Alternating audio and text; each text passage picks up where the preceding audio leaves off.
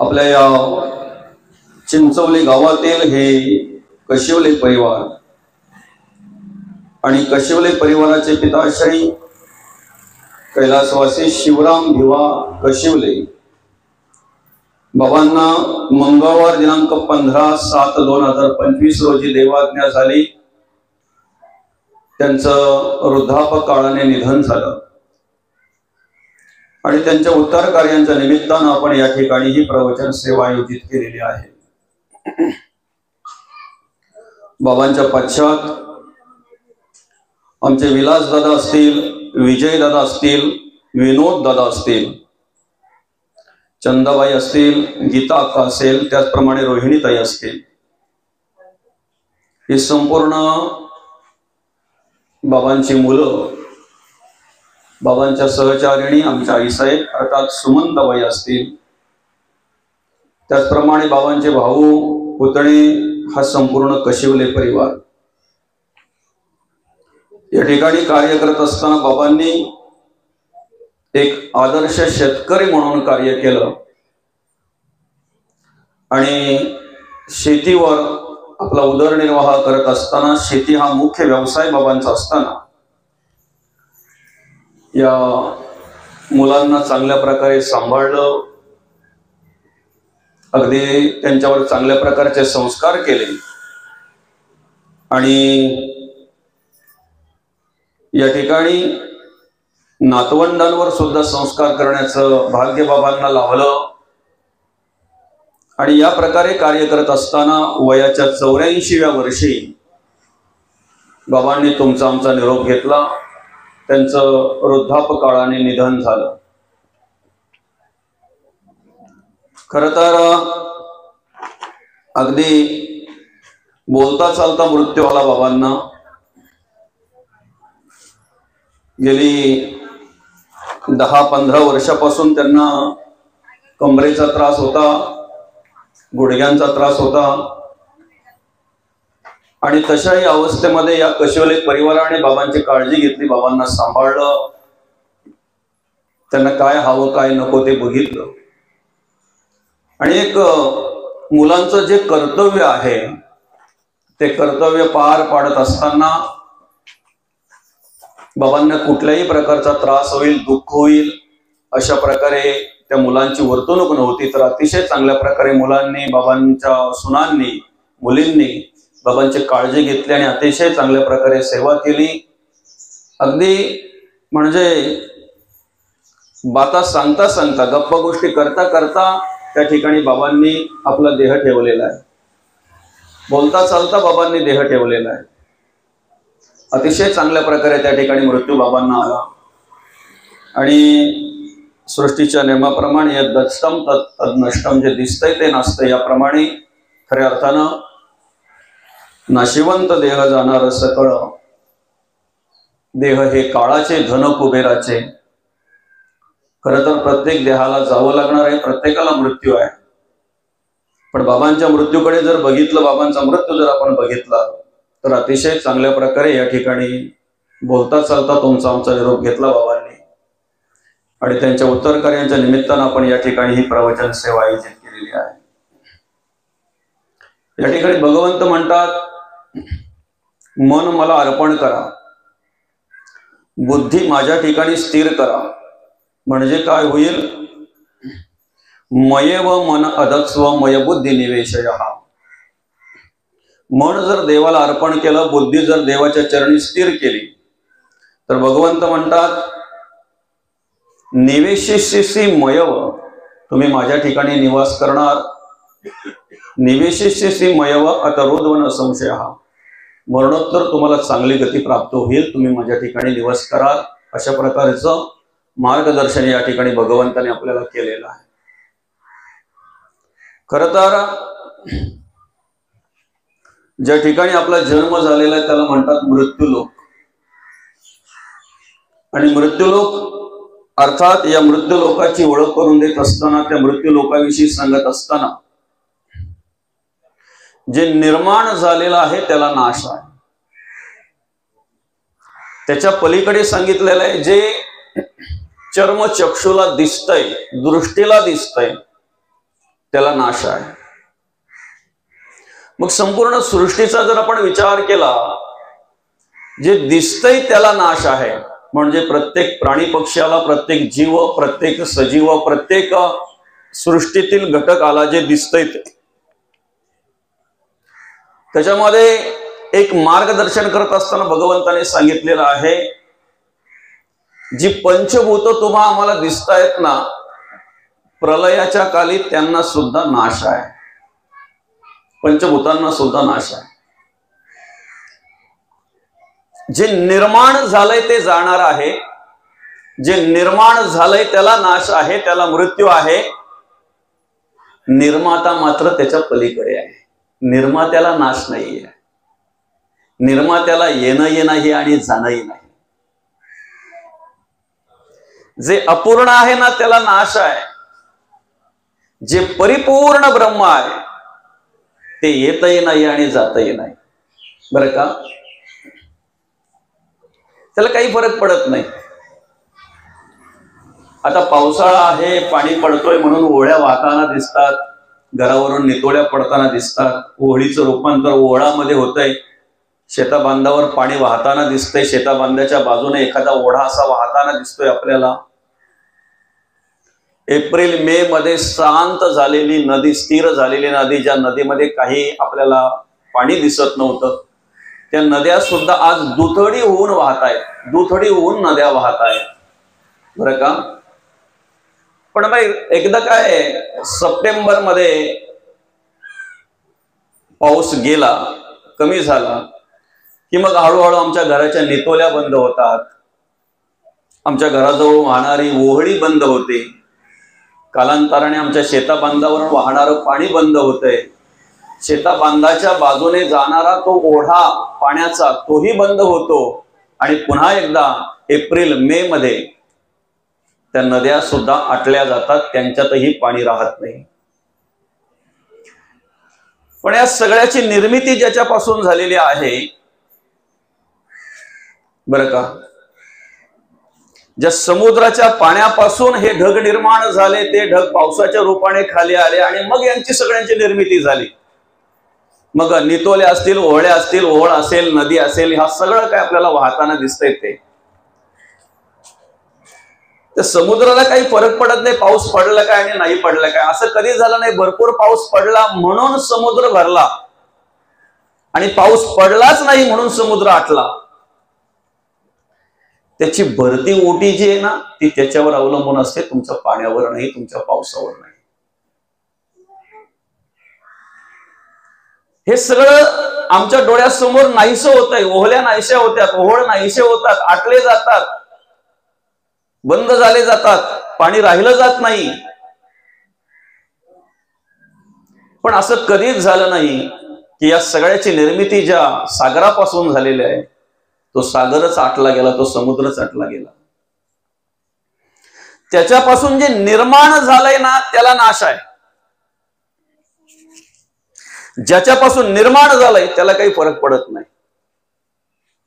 तसं आम्ही संपूर्ण सृष्टी जी पाहतोय की नाही, या सृष्टीच्या निर्मितीची एक जाणीव, एक ओळख करून देत असताना अनेक ठिकाणी, अनेक पुराणांमध्ये, शास्त्रामध्ये, अनेक वाङ्मयांमध्ये त्याचा उल्लेख आहे. पूर्वी सृष्टी नव्हती काही, जलमय होते सर्वाठाही, आपो नारायण पाही वास केला. आणि मग त्या देवाच्या, त्या मूळ ब्रह्माच्या, त्या नारायणाच्या नाभी कमळातून ब्रह्मदेवाची उत्पत्ती झाली. आणि मग चतुर्मुख ब्रह्म म्हणतात त्याला. चारही बाजूला बघितल्यानंतर त्यांना जाणवलं का कोणीही नाही इथे, मीच मोठा आहे की काय. जेव्हा तो नाभी कमळातून निर्माण झालेला ब्रह्म आणि हलूच तो देठ हलवला, त्यावेळेला त्याला कळलं, मी काहीही न करता ज्या अर्थी ही क्रिया घडते, त्या अर्थी ही क्रिया घडवणारा कोणतरी आहे. आणि मग ती जाणीव त्या ठिकाणी त्याला करून दिली, कोण आहे, कशासाठी तुझी निर्मिती आहे. सृष्टीची रचना करण्यासाठी निर्मिती आहे. सृष्टीची रचना करण्यासाठी तुला निर्माण केलेलं आहे. रचना करण्याचं काम तुझं आहे. ज्या वेळेला त्या देवाने सांगितलं, त्या नारायणाने सांगितलं, त्यावेळेला ब्रह्मदेवाने सांगितलं की मी कधी सृष्टी बघितली नाही, कशी असते, काय असते, कशा पद्धतीने रचना करायची आहे. मग ते वेद दिले आणि वेदाचा आधार घेऊन सांगितलं सृष्टीची रचना करा. झालं. त्याच्यापासून पंचभूत निर्माण झाली. मूळ पुरुष आहे, मूळ माया आहे. त्या मूळ मायेपासून गुण माया आहे, गुण मायेपासून पंचभूत आहेत, पृथ्वी, आप, तेज, वायू, आकाश. त्या पंचभूतांवर वावरण्यासाठी 4 प्रकारच्या खाणी निर्माण केल्या: श्वेदज, अंडज, जारज आणि उद्भिज. त्या 4 खाणीपासून या सृष्टीवर सगळं काही कार्य करण्यासाठी 84 लक्ष जीवयोनी निर्माण केली. 84 लक्ष जीवयोनी. अगदी लहानाहून लहान, सूक्ष्माहून सूक्ष्म जीवापासून ते स्थूळ जीवापर्यंत जरी आम्ही विचार केला, अगदी मोठ्यात मोठ्या प्राण्यापक्षापर्यंत जरी आम्ही विचार केला, तरी प्रत्येकाची उत्पत्ती ही 4 खाणीतूनच निर्माण झालेली आहे: श्वेदज, जारज, अंडज आणि उद्भिज. आणि मग ह्या 84 लक्ष जीवयोनीची निर्मिती केल्यानंतर मग त्या ठिकाणी कशा पद्धतीने कुठल्या जीवाने कार्य करावं, कशा पद्धतीने राहावं, हे कार्य त्यांना लावून दिलं. आणि मग पुढे 4 युगांची निर्मिती केलेली आहे: कृता, त्रेता, द्वापर आणि कली. कृता ज्या वेळेला या सृष्टीवर आले कार्य करण्यासाठी, युग, सत्ययुग त्याला म्हणतो आपण. त्यांचं वर्णन अशा प्रकारे केलेलं आहे की रुद्राक्षाच्या माळा गळ्यात आहे, जानवादारी आहे, करकंकणी हातात आहेत, 100% पुण्य आहे. म्हणजे कधीही असत्य नेणे कधी वाचा, पोटात तेच ओठात आपण बोलतो की नाही, अशा प्रकारे सत्ययुगाचं वर्तणूक आहे. 100% पुण्य आहे, पाप नाही. बरं का.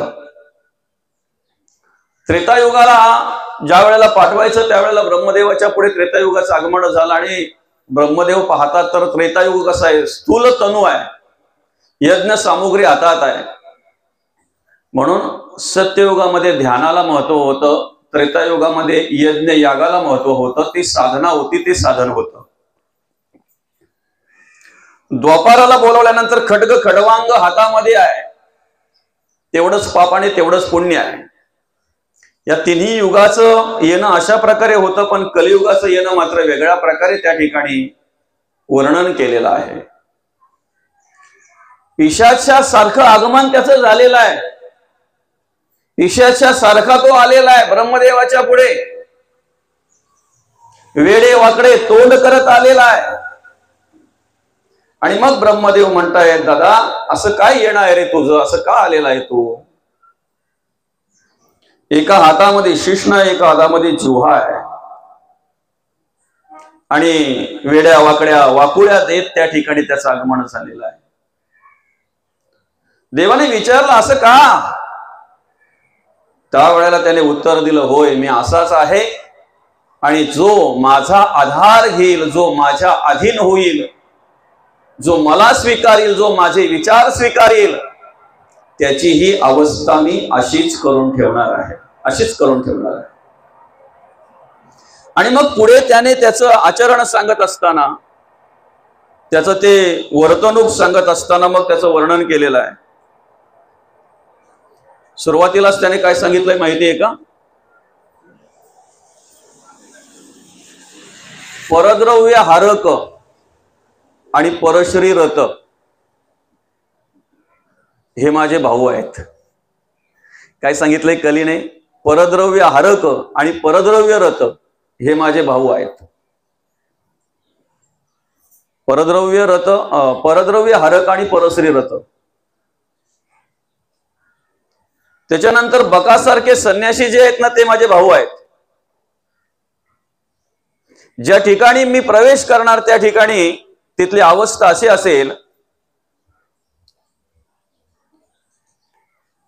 खरं कधीच त्याच्या तोंडात येणार नाही आणि खोटं बोलायला घाबरणार नाही. बरं का. आणि मग त्याचं ते आचरण त्या ठिकाणी सांगत असताना त्या ठिकाणी उल्लेख केलेला आहे, तो स्वतः सर्वत्र मी जायला घाबरणार नाही. या जगामध्ये कार्य करत असताना मी सर्वत्र जायला घाबरणार नाही. म्हणजे सगळ्या देशांमध्ये मी पाहिजे तसा माझ्याप्रमाणे सगळ्या प्रकारचं कार्य करू शकतो. पण त्या पुराणामध्ये, त्या शास्त्रामध्ये अशा प्रकारे वर्णन केलंय की कली स्वतः म्हणतोय काय माहितीये का, भरत खंडी पुण्य बहुत तेथे जाता मारती लोक. भरतखंडी पुण्य बहुत. भारत देशामध्ये मला जर या कार्य करायचं असेल तर त्या ठिकाणी पुण्य बहुत आहे. प्रभू रामचंद्रांनी त्या ठिकाणी कार्य केलेलं आहे, भगवान श्रीकृष्णांनी त्या ठिकाणी कार्य केलेले, अनेक साधू पुरुषांच्या पदस्पर्शाने पावन झालेला हा हिंदुस्थान आहे, हा भारत देश आहे. तेथे जाता मारती लोक म्हणजे अर्थात मला स्वीकारतील नाही स्वीकारतील सांगू शकत नाही, कारण पुण्य बहुत आहे त्या ठिकाणी. पुण्यकर्म घडतायत, धर्म आचरण करतायत, लोक धर्माचं कार्य करतायत, देवाचं कार्य करतायत, देवाच्या नामस्मरणामध्ये तल्लीन आहेत, देवाच्या नामस्मरणामध्ये रममाण आहेत. आणि मग अशा प्रकारे मी सर्वत्र कार्य करेन, पण त्या ठिकाणी जायला मी घाबरतोय. बरं का, धर्म कार्य करणारे माझे वैरी असतील, कलियुग म्हणतोय. देवाचं नामस्मरण करणारे, देवाचं नामचिंतन करणारे, परमार्थ भक्ती करणारे माझे वैरी असतील, अधिक लक्ष माझं त्यांच्यावर असेल. थोडा आवाज कमी करा.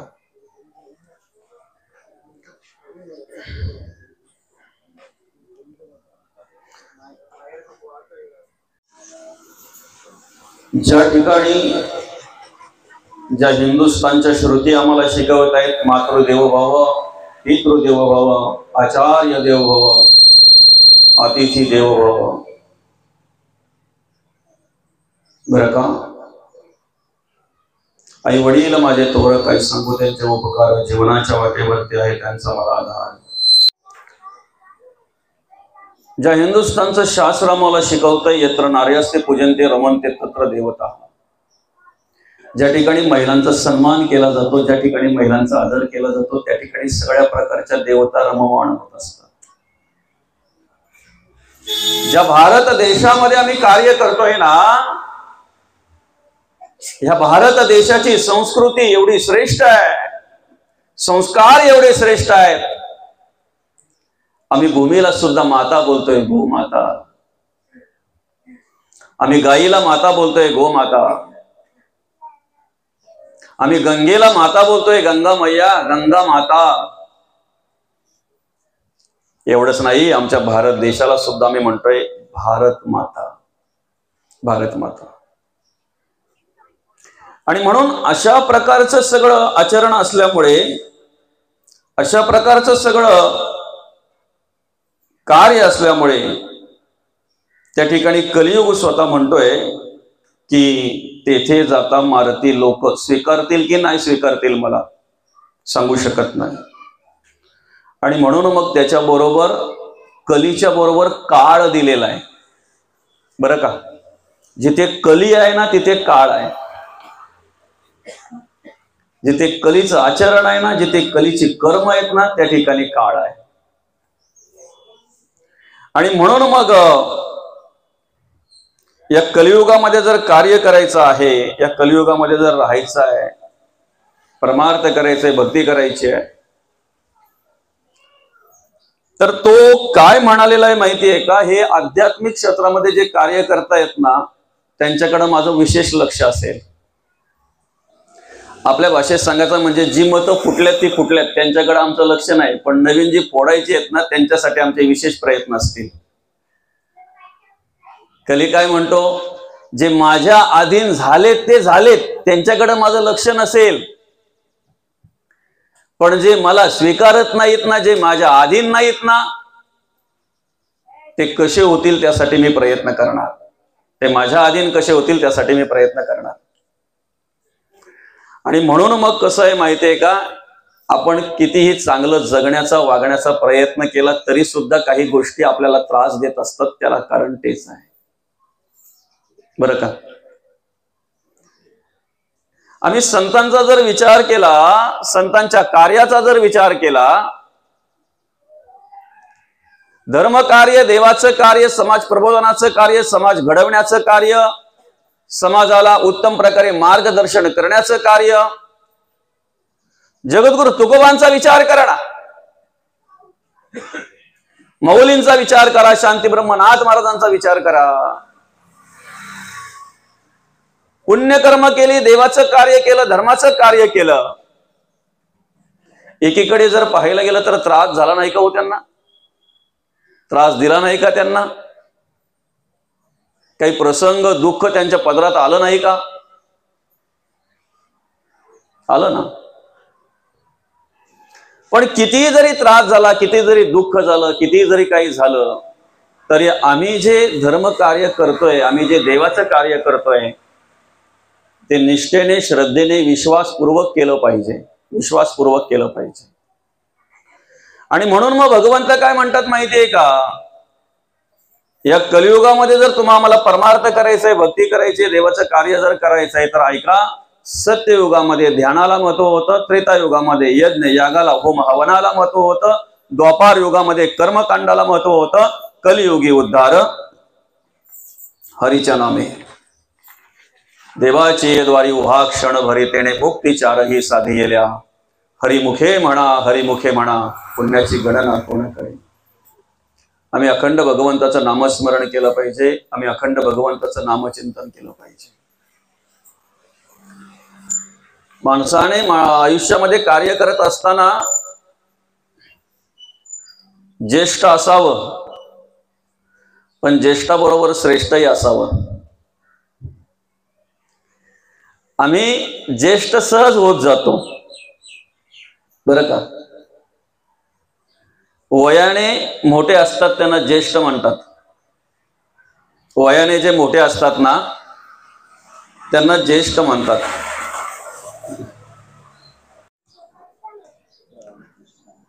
खर तर कलियुगामध्ये जर आम्हाला कार्य करायचं आहे, तर त्या ठिकाणी आम्हाला नामचिंतनाची गरज आहे, नामस्मरणाची गरज आहे.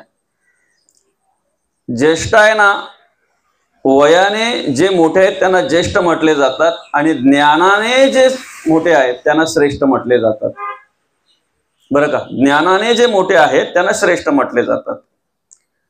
वयाने ज्येष्ठ व्हायला माणसाला काही लागत नाही, तो आपोआप मोठा होत जातो, त्याचं वय आपोआप होत जाते, तो ज्येष्ठ नागरिक आपोआप होतोय बरं का. पण ज्ञानाने जर श्रेष्ठ व्हायचं असेल तर त्यासाठी प्रयत्न करावे लागतात. ज्ञानाने जर श्रेष्ठ व्हायचं असेल तर त्यासाठी प्रयत्न करावे लागतात.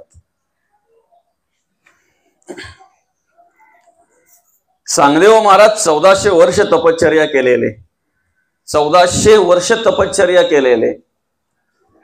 वयाने विचार केला तर कितीतरी ज्येष्ठ बरं का. पण येवल्याच्या मुक्ताईला नमस्कार करतायत. श्री गुरु म्हणून त्या ठिकाणी नमस्कार करतायत, मुक्ताईला गुरु करतायत. ज्ञानाने श्रेष्ठ आहेत मुक्ताई, ज्ञानाने श्रेष्ठ आहेत बरं का. आणि म्हणून मग या ठिकाणी आपल्याला ओळख करून दिलेली आहे. असं म्हटलेलं आहे की माणसाने ज्येष्ठ होता होता श्रेष्ठही होता आलं पाहिजे. आणि श्रेष्ठ जर व्हायचं असेल तर त्यासाठी आम्हाला प्रवचनाची गरज आहे, आम्हाला कीर्तनाची गरज आहे, आम्हाला संतांच्या वाङ्मयाची गरज आहे. ज्ञानाने जर श्रेष्ठ व्हायचं असेल तर. आता पहिली गोष्ट आहे, आम्हाला जर ज्ञान प्राप्त करून घ्यायचं आहे तर आम्ही जमिनीवर पाहिजे ना, हवेत उडून चालणार नाही बरं का. आमच्या अंतःकरणामध्ये जर अभिमान असेल, अहंकार असेल, तर त्याचा त्याग केला पाहिजे बरं का. ते बाजूला केलं पाहिजे. अहंकार, अभिमान, दंभ हे कधीही माणसाला श्रवण करू देत नाही बरं का. आणि श्रवण केलेलंही त्याप्रमाणे आचरण असेलच असं सांगू शकत नाही. म्हणून आम्ही जमिनीवर पाहिजे. जमिनीवर पाहिजे म्हणजे एका मडक्याला एका माणसाने विचारलं की जेव्हा बघावा तेव्हा तो थंड कसा एवढा. बरं का. मडक्याला माणसाने विचारलं, जेव्हा बघावा तेव्हा तो एवढा थंड कसा? त्यावेळेला त्या मडक्याने छान असं उत्तर दिलं बघा. काय म्हणतोय तो मडका? ज्याचा भूतकाल माती आहे, बरं का, ज्याचं भविष्यकाल माती आहे आणि वर्तमान काल माती आहे. मडक्याची निर्मिती कशापासून झाली बरं? मडकं कशापासून तयार होत आहे? मातीपासून. ज्याचं भूतकाल माती आहे, आताही ते मडकं आहे, पण कशाचं आहे? मातीचं आहे. वर्तमान काल माती आहे. उद्या जरी तुटफोड झाली तरी सुद्धा त्याची काय होणार आहे? माती होणार आहे. ज्याचं भूतकाल माती, ज्याचं वर्तमान काल माती आणि ज्याचं भविष्यकाल ही माती, हे ज्याच्या स्मरणात राहिलं ना, तो कधी गरम होत नाही, तो सतत थंड राहतो, तो सतत थंड राहतो. आम्ही आमचा भूतकाल जाणला पाहिजे, आमचा वर्तमान काळ जाणला पाहिजे, आमचा भविष्यकालाचा आम्ही विचार केला पाहिजे आणि त्या पद्धतीने आम्ही जगण्या वागण्याचा प्रयत्न केला पाहिजे. बरं का. अत्यंत दोष ज्या विटाळा, त्या विटाळाचा पुतळा. मातीच्या शोणीत पित्याच्या रेत संपर्क झाला, जननी गर्भात. मातीपासून निर्मिती आहे, मातीच आहे आता, आणि एकदा अंतरात्मा निघून गेला की मग मातीच होते ना. म्हणून तर लोक म्हणतात मातीची कशाला आबल करता? मातीची आबल करू नका असं म्हणतात. मातीची आबल करू नका, बरं का. आणि म्हणून मग आम्हाला जर प्रवचन श्रवण करायचंय, कीर्तन श्रवण करायचंय, संतांचं वाङ्मय आणि त्याचा जर अभ्यास करायचा आहे, तर त्यासाठी आम्ही सर्वप्रथम काय केलं पाहिजे? आमच्याकडचा अभिमान, अहंकार बाजूला ठेवला पाहिजे, आमच्याकडचं पांडित्य, आमचं ज्ञान बाजूला ठेवलं पाहिजे आणि जे काही श्रवण करता येईल ते श्रवण केलं पाहिजे. श्रवण करत असताना आम्ही जेवढं काही चांगलं असेल तेवढं घेतलं पाहिजे. सार ते शोधून घ्यावे, आसार ते जाणून त्यागावे. या नाव श्रवण भक्ती म्हटलेलं आहे. या नाव श्रवण भक्ती. सुपाचं काम काय असतंय बघा. सुपाने आपण पाखडतो की नाही असं धान्य. जे चांगलं आहे ते आपल्याकडे येतंय, बरोबर आहे की नाही? चांगलं आहे ते आपल्याकडे येतंय, आपल्या अंगावर येतंय, आपल्याकडे येतंय. आणि वाईट जे आहे ना, जे नको आहे ना, ते सूप बरोबर बाजूला करत आहे. तसं आम्हाला श्रवण करत असताना या ठिकाणी त्या पद्धतीने श्रवण झालं पाहिजे, करता आलं पाहिजे. चांगलं घेतलं पाहिजे आम्ही, वाईट जे आहे ना ते जाणून त्यागलं पाहिजे, त्याचा त्याग केला पाहिजे आम्ही. संत म्हणतायत, ज्ञानाने जर तुमच्याकडे अहंकार, अभिमान जर जागा होत असेल तर ते विष आहे. ज्ञानाने जर अभिमान जागा होत असेल ना, अहंकार जर येत असेल ना, तर ते विष आहे. पण ज्ञानाने जर नम्रता प्राप्त होत असेल, आमच्याकडे ज्ञानाने जर नम्रता निर्माण होत असेल तर ते आमच्यासाठी अमृत आहे, अमृत आहे. आणि परमार्थाचा पहिला अलंकार जर कुठला असेल ना तर नम्रता. पहिला अलंकार आहे नम्रता, बरं का. आणि म्हणून मग या ठिकाणी आम्हाला जर परमार्थ करायचे, भक्ती करायचे, देवाचं कार्य जर करायचे, देवकार्य जर करायचं आहे, तर भगवंत म्हणतात, मयेव मन अदस्व मय बुद्धी निवेशय निवेशिष्यसी मय वातरोद्वन संशय. बरं का.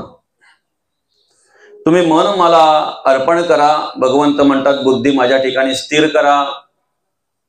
निवेशिष्यसी मयव, तुम्ही माझ्या ठिकाणी निवास कराल, मरणोत्तर तुम्ही मला येऊन भेटाल. आमच्या जीवनाचं समतोल जे आहे ना ते मनावर आधारित आहे. कर्म आचरण जे आहे ते मनावर आधारित आहे.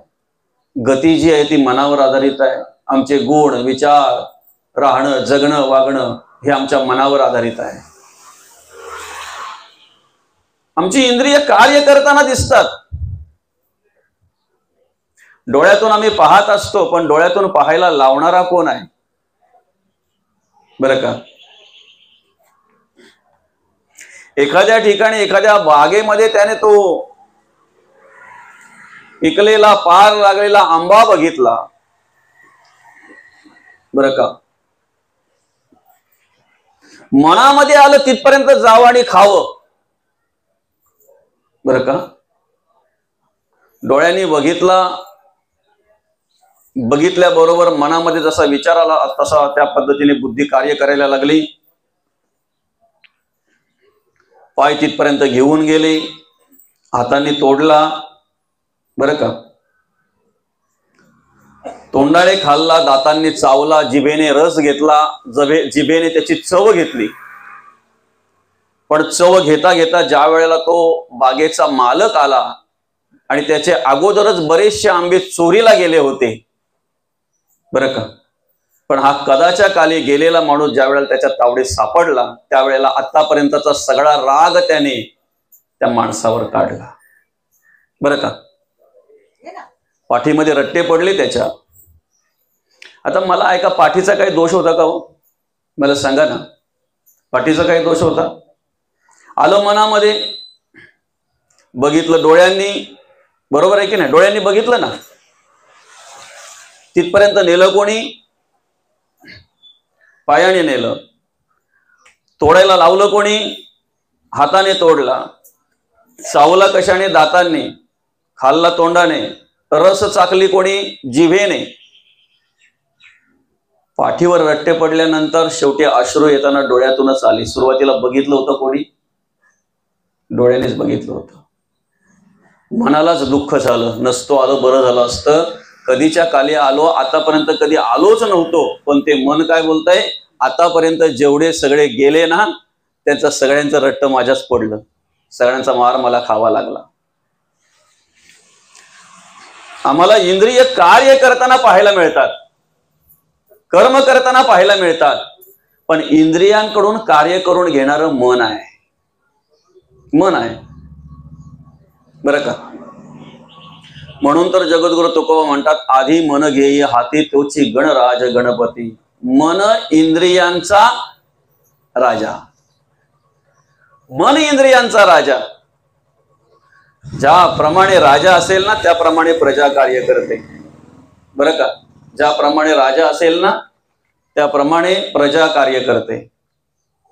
आपण बोलतो ना, राजा बोलणं दलाल, राजा तशी प्रजा, आहे की नाही? मनाकडे तुमच्या जसे विचार असतील ना, मनाला जसा संग असेल ना, त्याप्रमाणे इंद्रिय कार्य करत असतात, त्याप्रमाणे इंद्रिय कार्य करत असतात, बरं का. म्हणून आधी मन घेई हाती. एकदा एका राजाच्या मनामध्ये आलं आणि त्याने त्या प्रधानाला आपली संकल्पना सांगितली. त्या राजाला एक कल्पना सुचली आणि त्याने प्रधानाला सांगितलं की आपल्याला असं असं करायचं आहे. म्हणजे काय करायचं आहे? आपल्या राज्यामध्ये जेवढी मंडळी आहे, जेवढे पुरुष आहेत, तेवढ्या सगळ्यांना बोलवायचं आहे, आपल्याला सगळ्यांना बोलवायचं आहे, बरं का. हो ठीक आहे, पण कशासाठी बोलवायचं आहे? म्हणजे ती सगळी मंडळी आली ना, त्यांना अगोदरच सांगायचं आहे, इथे आल्यानंतर आपण अशा 2 रांगा लावणार आहेत, निर्माण करणार आहोत, तयार करणार आहोत. त्या 2 रांगांमध्ये असं असेल, जे बायकोचं ऐकतात, सगळ्यांचं लक्ष इकडे आलं बघा आता, नाही तर गाडीकडे होतं. बायको बोलल्याबरोबर इकडे बघायला लागले लगेच. किती आवडीचा विषय आहे ना? नाही खरंच नाही, सगळे तिकडे गाडीकडे बघत होते. बायको बोलल्याबरोबर लगेच इकडे बघायला लागले. तुमच्या माझ्या सकट सर्वच. काय झालं?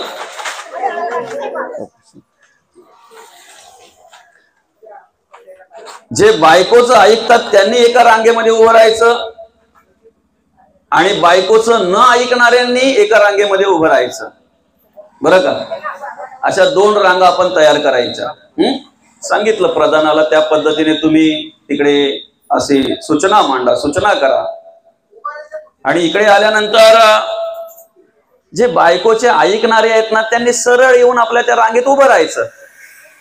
पण न ऐकणारे जे आहेत ना, न ऐकणारे जे आहेत ना, त्यांनी इथे येऊन समोर टोपली असेल त्या टोपलीतलं सफरचंद हातात घ्यायचा आणि न ऐकणाऱ्या रांगेमध्ये उभं राहायचं. म्हणजे सफरचंद हातात घेऊन उभं राहिलं की आम्ही समजू तो बायकोचं ऐकत नाही, बरं का. अशा 2 रांगा त्यांनी करायच्या ठरवल्या. सर्वत्र तशी दवंडी दिली, सर्वांना सांगितलं. त्या राज्यातले एक एक लोक ठरल्याप्रमाणे यायला लागले. पण जसे यायला लागले ना, तसे सगळे जे येतात ते बायकोच्या ऐकणाऱ्या रांगेमध्ये उभे राहतात. सगळे किती प्रामाणिक असतील ना, नाही का? बायकोचं ऐकणाऱ्या रांगेमध्ये सगळे उभे राहत आहेत. प्रधान टेन्शन मध्ये आला, विचारग्रस्त झाला, राजा विचारग्रस्त झाला की आपल्या राजवाड्यामध्ये असा एकही नाहीये का जो बायकोचं ऐकत नाही? एकही नाहीये. आणि तेवढ्यात एक जण धावपळ करत करत करत करत फार अगदी वेगामध्ये धावत अगदी आला आला आला, सफरचंद उचललं त्या टोपलेमध्ये आणि बायकोच्या न ऐकणाऱ्या रांगेमध्ये उभा राहिला. आनंद वाटला प्रधानाला, त्या राजाला सुद्धा आनंद वाटला की बाबा एक तरी असा माणूस निघाला, कोणतरी का बाबा बायकोचं ऐकत नाही म्हणून. सफरचंद घेऊन उभा राहिल्यानंतर त्याला त्या प्रधानाने, राजाने विचारलं, काय रे दादा, एवढी मोठी रांग आहे, जवळजवळ आता कुंभारपाड्याला लागायला गेलेली आहे, एवढी मोठी रांग बायकोचं ऐकणाऱ्यांमध्ये, आणि संपूर्ण राजवाड्यातून एकच असा तो संपूर्ण राज्यातून बायकोचं न ऐकणारा, मानायला लागेल तुला. म्हणे हो, घरातून जेव्हा निघालो ना तेव्हा बायकोच मला बोलली, तिथं जायला ना पहिले गेल्याबरोबर सफरचंद हातात घ्या आणि बायकोच्या न ऐकणाऱ्या रांगेमध्ये उभं राहा. कोण बोलली? बायको. यांनी कोणाचं ऐकलं आणि कोणाचं ऐकून हा त्या रांगेत उभा आहे? त्याला सांगितलं, दादा पहिले सफरचंद जिथं होता तिथं ठेव आणि जाऊन ह्या रांगेमध्ये सगळ्यात मागे उभा राहा जा. बरं का? आपला विषय आहे इंद्रियांचा राजा मन आहे. राजा बोलते तशी प्रजा. बरं का? राजा तशी प्रजा. आता काय झालं, कोणच नाही. मग प्रधानाने हिम्मत केली त्या रांगेमध्ये उभं राहायची. कोणच नाही ना आता. सफरचंद उचलला प्रधानाने, त्या रांगेमध्ये उभा राहिला. राजाला आनंद वाटला, चला बाबा प्रधान तरी आपला तसा आहे, बायकोचं न ऐकणारा. त्या रांगेमध्ये उभा राहिला म्हणजे आहे त्या पद्धतीने, त्याप्रमाणे आहे, सफरचंद घेऊन उभा राहिलेला आहे. बरं का? आणि मग नेमकं काय झालं, प्रधानाने त्याला, राजाने त्याला मस्त एक काळा घोडा भेट दिला, बक्षीस दिलं.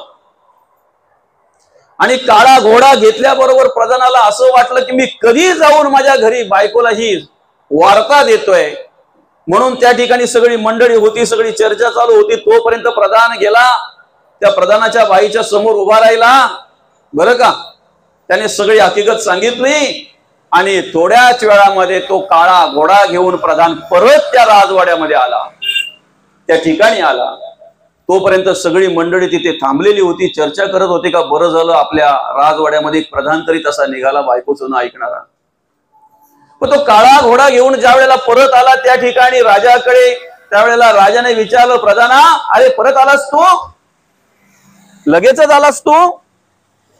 त्यावेळेला त्या प्रधानाने सांगितलं, राजासाहेब मी घरी गेलो, हा घोडा घेऊन बायकोच्या पुढे उभा राहिलो, पण बायको बोलते आणाचा असेल तर सफेद घोडा आणा, काला घोडा चालणार नाही. कोण बोलते? बायको. कोणाच ऐकून आला हा? बायकोचा. मग राजाने सांगितलं, तो सफरचंद पण जागेवर ठेव ना, घोडा पण जागेवर ठेव, यांच्याच रांगेमध्ये जाऊन उभा राहा. आता सगळी झाली, आता राहिला कोण बरं? राजा. राजाने सफरचंद घेतला आणि त्या रांगेत उभा राहिला. तेवढ्यात प्रधानाने आणि जी काही त्या ठिकाणी वरिष्ठ मंडळी होती त्यांनी विचारलं, राजासाहेब बरं झालं तुम्ही तरी तसे निघालात, बरं का? पण तेवढ्यात प्रधानाने राजाला विचारलं की हे सगळे आता आपल्याला पाहायला मिळालं, आपल्या राजवाड्यामध्ये कोण कोण आहे बायकोचं ऐकणारं, कोण आहे बायकोचं न ऐकणारं, हे सगळं आपल्याला पाहायला मिळालं, बरं का? पण ही युक्ती तुम्हाला सुचली कशी? त्यावेळेला राजा बोलला, परवा राणी मला बोलली ना, तुम्हाला जर करायचं असेल, बघायचं असेल तर असं करून तर बघा, आपल्या राजवाड्यामध्ये कोण ऐकणारे आहेत आणि कोण न ऐकणारे आहेत. कोण बोलली? राणी. म्हणजे कोणाचं ऐकून याने सुद्धा हे सगळं केलं? राणीचं. तेव्हा लोकांना कळलं की आपल्या संपूर्ण राज्यामध्ये एकही तसा का नाही, आपला राजाच कसा आहे, म्हणून प्रजा तशी आहे. अर्थात आपला बोध असा होता, आपलं म्हणणं असं होतं की मन इंद्रियांचा राजा आहे. मन इंद्रियांचा राजा आहे. आणि एकदा काय त्या मनाच्या विचारात जे असेल ना, मनाला संग जसा असेल ना, तशी क्रिया घडत असते. त्या पद्धतीची कर्म घडत असतात. त्या पद्धतीची कर्म घडत असतात. आणि म्हणून डोळे पाहताना दिसतात आम्हाला, कान ऐकताना दिसतात, हातपाय कार्य करताना दिसतात, प्रत्येक इंद्रिय कार्य करताना दिसतंय. पण त्या कार्य करायला लावणारा, त्या इंद्रियांना कार्य करायला लावणारा मन मात्र आम्हाला दिसत नाही. बरं का? आम्ही माणसं ओळखतो, मन कोणचं ओळखता आलंय का? माणसं ओळखतो आम्ही रंगाने, रूपाने, नाही का? मन कोणचं ओळखता आलंय? आता तुमचं मन, शरीर जरी इथं बसलं असेल तरी मन काय करतंय ते मी ओळखू शकत नाही. आणि मी जरी शरीराने इथे बसलो असेल तरी माझं मन काय करतंय ते तुम्ही ओळखू शकत नाही. बरं का? मनाला एवढा वेग आहे ना की अनेक वेगवान वाहन आहेत, पण मना एवढा वेग कशालाच नाहीये. मनाला खूप वेग आहे. क्षणात ते कुठल्या कुठे जाऊन येतंय, क्षणात ते कुठेही जाऊन राहतंय मन. आणि विशेष म्हणजे माणसाला तिकीट आहे, मनाला तिकीट नाही. तुम्हाला टोल भरावा लागतो, इतर वाहनांना टोल आहे, टोल भरावा लागतो. मनाला टोल फ्री आहे. मन कुठेही, कधीही, कोणत्याही वेळेला फक्त आधी जाऊन आलेलो पाहिजे, तिथे जाता येते, तिथे जाता येते. आणि म्हणून मग भगवंत काय म्हणतात माहितीये का? आपली गती जी आहे ती आपल्या कर्मावर अवलंबून आहे. हे सकळ गुणापासी गती, गुणांवर आपली गती अवलंबून आहे. हे सकळ गुणापासी गती, आमच्या विचारावर गती अवलंबून आहे, आमच्या गुणावर गती अवलंबून आहे, आमच्या कर्मावर गती अवलंबून आहे.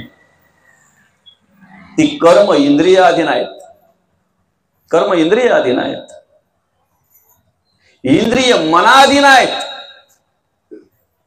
ते मन कोणाच्या संगतीला आहे ना, हे महत्वाचं आहे. त्या मनाला शिकवण कोणाची आहे ना, हे महत्वाचं आहे. ते मन काय कार्य करतंय, मनाकडे कुठले विचार आहेत ना, हे महत्वाचं आहे. म्हणून आम्ही काय केलं पाहिजे? देवाच्या चरणी पहिले ते मन अर्पण केलं पाहिजे. ते मन अर्पण केलं पाहिजे. आम्ही देवाला हातातलं सांडायला कमी पडत नाही. बरं का? हातातलं जर सांडायचं असेल ना तर देवाला आम्ही सहज देतोय. सहज एखादा माणूस बोलतोय सुद्धा, देवाच्या बाबतीत आम्ही काही कमी पडत नाही, कधीच कमी बघत नाही देवाच्या बाबतीत. बरं का? पूजा करताना सुद्धा आम्ही मोठमोठी फळं देवाला अर्पण करतोय, मोठमोठे हार देवाला अर्पण करतोय. पाहिजे त्या प्रकारचा नैवेद्य देवाला त्या ठिकाणी अर्पण करतोय. देवाच्या आवडीचा नैवेद्य अर्पण करतोय. पण ती पूजा करत असताना आमचं मन त्या पूजेत असतंय का? बरं, मन असतंय पूजेत? नाही का? ते भटजी सांगतायत, ऋतुकालोद्भव पुष्पम समर्पयामी. हे भलतच काहीतरी वाहत आहे. बरं का? अलंकारार्थे अक्षताम समर्पयामी. हे वेगळंच काहीतरी वाहून मोकळं होतंय. मन त्या ठिकाणी नसतंय. मन त्या ठिकाणी नसतंय.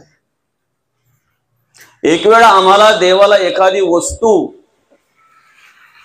एखादं फूल वाहायला जरी नाही मिळालं तरी चालेल, नसेल तरी चालेल, नुसत्या अक्षरा वाहिल्यात तरी देव मानून घेईल, समजून घेईल. पण ती पूजा करत असताना आम्हाला मन त्या ठिकाणी स्थिर करता आलं पाहिजे. आम्हाला मन अर्पण करता आलं पाहिजे. काय म्हणतायत संत? मन हा मोगरा अर्पुणी ईश्वरा, पुनरपी संसारा येणे नाही. ते मन देवाला अर्पण करता आलं पाहिजे. आता ते मन आहे कसं? कवयित्री म्हणतायत, मन वढाय वढाय उभ्या पिकातील ढोर, किती हाकया हाकया फिरयत पिकावर. बरं का? आम्ही स्मरणिका जरी हातात घेतली ना नामस्मरणासाठी, तरी स्मरणिका हातात असताना आमचं मन बघा कुठे जातंय. मन बघा काय कार्य करतंय, हातात स्मरणी काय, पण मन मात्र कुठे गेलेलं असतंय? आपलं मन काय कार्य करत असतंय? आम्ही देवपूजा करत जरी असलो ना, देवाच्या पुढ्यात जरी बसलेलो असलो ना, तरी सुद्धा आम्ही वाचन करता करता करता करता फक्त अक्षर वाचतोय, पण ते वाचन करताना आमचं मन बघा कुठे गेलेलं असतंय. मन काय कार्य करत असते बघा. सगळ्यावर नियंत्रण करता येईल, मनावर नियंत्रण करता येत नाही. आणि त्या मनावर जर आपल्याला नियंत्रण करायचं असेल तर त्यासाठी महत्वाचा विषय आहे, सारथी भगवान श्रीकृष्ण पाहिजे. मनरूपी घोडे जर आवरायचे असतील ना, मनरूपी घोडा जर आवरायचा असेल ना, तर त्या ठिकाणी 100% सारथी भगवंत पाहिजे, भगवान श्रीकृष्णच पाहिजे, तर तो मन आवरला जाईल, अन्यथा नाही. बरं का? माणसं म्हणतात काही कशाला कुठे जायची गरज नाही, काही करायची गरज नाही, आपल्या मनावर कंट्रोल असला म्हणजे बस. पण सहज मनावर नियंत्रण ठेवता येत नाही, मनावर सहज नियंत्रण ठेवता येत नाही. हजारो वर्ष तपश्चर्या करणाऱ्यांचं सुद्धा मनावरचं नियंत्रण गेलं. हजारो वर्ष तपश्चर्या करणाऱ्यांचं. विश्वामित्र, बरं का, असे अनेक ऋषी मुनी, अनेक साधू आहेत की ज्यांना आपलं मन स्थिर करता नाही आलं, मन स्थिर ठेवता नाही आलं, ज्यांना आपल्या मनावर नियंत्रण नाही करता आलं, असे कितीतरी आजही तुम्हाला पाहायला मिळत आहेत, आजही तुम्हाला पाहायला मिळत आहेत. आणि म्हणून मग त्या मनाला शिकवण दिलेली आहे, त्या मनाला सांगितलेलं आहे, मयेव मन अदत्स्व मय बुद्धी निवेशय हा निवेशिष्यसी मयव आता रोधवन संशय हा. जे मन बुद्धी इही घर केले माझ्या ठाई, तरी मग सांगे काही मी तू ऐसे उरे. मन आणि बुद्धी ज्याने अर्पण केलेली आहे तिथे काय स्थिती निर्माण होते, तिथे काय स्थिती पाहायला मिळते? एकरूपता पाहायला मिळते. मी तू पणाची झाली बोलावणा एका जनार्दनी श्री दत्त ध्यान. मी तू पण तिथे उरतच नाही, वेगळं पण उरतच नाही, वेगळं पण उरत नाही. भगवंत म्हणतात निवेशिसी मयव आता रुद्वन संशय हा.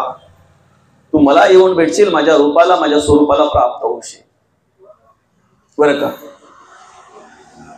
ज्या पाण्यापासून मिठाची निर्मिती आहे, त्या मिठाला पाण्याचा संग झाल्यानंतर त्याचं स्वरूप किती वेळ राहतंय हो? त्याचं जे रूप आहे ते किती वेळ राहतंय? नाही सारिता निराळे लवण मेळविता जले. मीठ एकदा त्या पाण्याच्या संगतीला आलं ना, पाणीच होतंय ना, त्याचं पाणीच होतंय त्याचं. आज आमच्या इकडे सर्वत्र पडणारा तो पावसाचा थेंब, प्रत्येक थेंबाच्या मनामध्ये एकच विचार असतो, जिथून माझी निर्मिती आहे ना, मला त्याला जाऊन भेटायचं आहे. सागरापासून निर्मिती आहे ना, समुद्रापासून निर्मिती आहे ना. पडणारा प्रत्येक पाण्याचा थेंब ओहळीच्या रूपाने, ओहळाच्या रूपाने, नदीच्या रूपाने कोणाला जाऊन मिळतोय बरं? त्याचा प्रवास सुरू असतो, त्याची धावपळ सुरू असते. अनेक दर्या, कपाऱ्या, अनेक डोंगर, अनेक मोठमोठे दगड, अनेक मोठमोठी झाडं किती जरी आडवी आली ना, तरी त्यांच्यातून रस्ता काढण्याचं काम ते पाणी करत असतंय. कुठपर्यंत सागराला मिळत नाही तोपर्यंत त्याची धावपळ चालू असते, तोपर्यंत त्याचा प्रवास चालू असतो. एकदा काय सागराला मिळालं ना, का सरिता गंगेशी मिळाली, मिळणी मागे एकची झाली. मग जरीही ती वेगळी केली तरी होणार नाही सर्वथा. बरं का? मग जरीही ती वेगळी केली तरी होणार नाही सर्वथा. सागराला जाऊन मिळालेली नदी जोपर्यंत मिळत नाही तोपर्यंत तिचं वेगळं अस्तित्व असते. सागराला मिळण्या आधीपर्यंत ती काळू नदी असते, ती वात्सा नदी असते, ती उल्हास नदी असते, ती वेगळ्या प्रकारचं जे नाम धारण केलेले असते ती नदी असते. सागराला मिळत नाही तोपर्यंत. सागराला मिळालेल्या नदीची आपण ओळख देऊ शकतो का? सागराला मिळालेलं पाणी आपण वेगळं करू शकतो का? हे आमच्या काळू नदीचं पाणी, हे आमच्या वात्सा नदीचं पाणी, ते तुमच्या उल्हास नदीचं पाणी असं वेगळं करू शकतो? तसं आमचं जे वेगळं अस्तित्व आहे ना, ते कुठपर्यंत माहिती आहे का? जोपर्यंत आम्ही देवाशी एकरूप होत नाही ना, ब्रह्माशी एकरूप होत नाही ना, तोपर्यंत आमचं वेगळं अस्तित्व असतंय. संसार प्रपंच याच्यामध्ये जोपर्यंत आम्ही गुंतलेलो असतोय, स्वार्थ जोपर्यंत आमच्या अंतःकरणामध्ये भरलेला असतोय, स्वार्थ आणि स्वार्थासाठीच आम्ही कार्य करत असतो, तोपर्यंत आमचं वेगळं अस्तित्व असतंय, तोपर्यंत आम्ही वेगळे असतो. पण ज्या वेळेला आम्हाला आमच्या अंतःकरणामध्ये जाणीव होते ना, आलासी कोठोणी जासी कवण्यारे ठाया, घरदार नोहे तुझी अवघी लटकीच माया. आम्ही कुठून आलेलो आहेत, आम्ही कुठे जायचं आहे, आम्हाला काय करायचं आहे, हे ज्या वेळेला आमच्या अंतःकरणामध्ये ती जाणीव निर्माण होते आणि त्यासाठी ज्या वेळेला आमचा प्रवास सुरू होतोय की नाही, त्यावेळेला आडी अडचणी येत असतात ना, डोंगर आडवे येतील, दगड आडवे येतील, मोठमोठी झाडं झुडपं आडवे येतील, सगळ्यांना बाजूला सारून आम्हाला काय करायचं आहे, त्या स्वरूपाला प्राप्त व्हायचं आहे. जे आम्हाला साध्य करायचं आहे ना, ते साध्य होईपर्यंत आम्ही थांबता कामा नये. ते एकदा साध्य झालं की मग एकरूपता, एक समानता अर्थात तदाकार वृत्ती प्राप्त होते आणि मग कोहम हा प्रश्न त्या ठिकाणी मिटलेला असतो, संपलेला असतो. आम्ही स्वतःला कधीतरी विचारलं पाहिजे ना, मी कोण आहे, कोहम, मी कोण आहे, विचारलं पाहिजे कधीतरी आम्ही, बरं का. आणि ज्या वेळेला त्याचं उत्तर आम्हाला मिळतंय ना, त्यावेळेला मग त्याचं उत्तर असतंय अहम ब्रह्मास्मी. ज्या देवाच्या शोधासाठी, ज्या देवाच्या दर्शनासाठी